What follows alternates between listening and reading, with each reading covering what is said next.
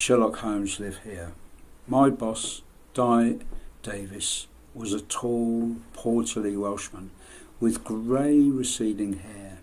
He had a wonderful, almost wicked grin, which revealed a missing tooth, lost in a Welsh rugby game many years ago.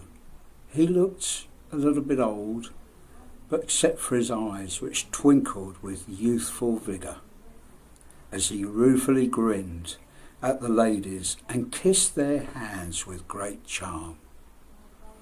I was a young trainee manager who was eager to please and naively working all hours at the restaurant situated at the top end of Baker Street.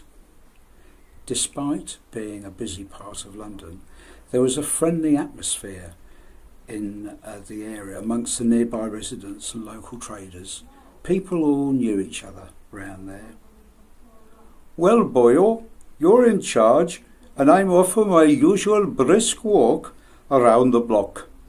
Davis had already told me of his need for fresh air. He explained that it was his Welsh blood and that he missed the mountains.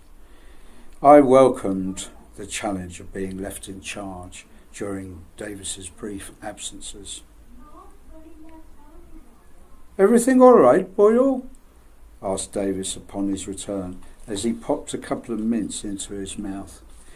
It reminded me of my smoking days, of schoolboys sucking mints after going for a smoke behind the bike sheds. Slowly the restaurant filled up, and there was a friendly, relaxed atmosphere. There was a very gentle, nice hubbub in the restaurant.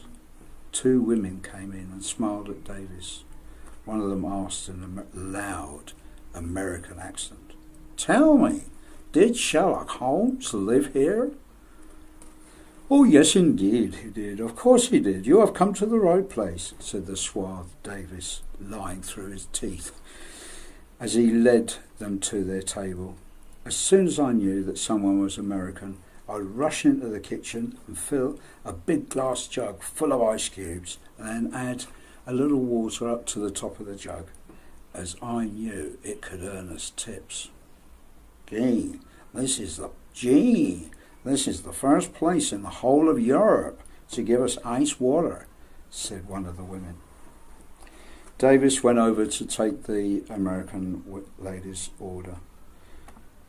"Excuse me, could you tell me what is Dover sole?" one of them asked in a loud voice. "Well, look you, Dover is a nice town, charming town on the south coast of England," replied Davis. "But what is sole?" the American asked in an even louder voice, and the people at the neighbouring table looked up, startled. "Well, it's a very rare sort of a flatfish that lives next to the beautiful white cliffs of Dover," said Davis, as he made a sort of horizontal gesture with his hand. But despite his charm, the two women chose trout. "Oh, what a wise choice. Trout was one of Holmes's favourites, you know," said Davis. Then later, as they left the restaurant, Davis kissed each woman on the back of the hand with great panache. The next day it was my day off, and I went to the Globe public house just round the corner, where I interestingly overheard the bar staff talking about Davis. Well, back at the restaurant the following night, Davis got ready to go for his regular constitutional. "Boyle, I'm just off for my usual breath of fresh air." "I wonder where you're going," I asked. "Oh, nowhere in particular, Boyle. Just my usual walk around the block." "And you don't happen to stop at a watering hole on the way, do you?" I asked. "Oh, no, Boyle. As I told you before, I just go for a breath of fresh air. And I don't know what you mean. I never stop. I just keep brisk walking." "I know.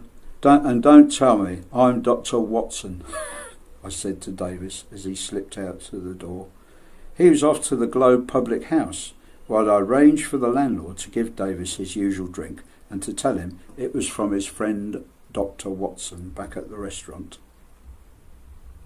And that's the end of the story. Thank you for watching. Do take care, and I hope do subscribe to my channel. Thank you so much for watching. Bye bye.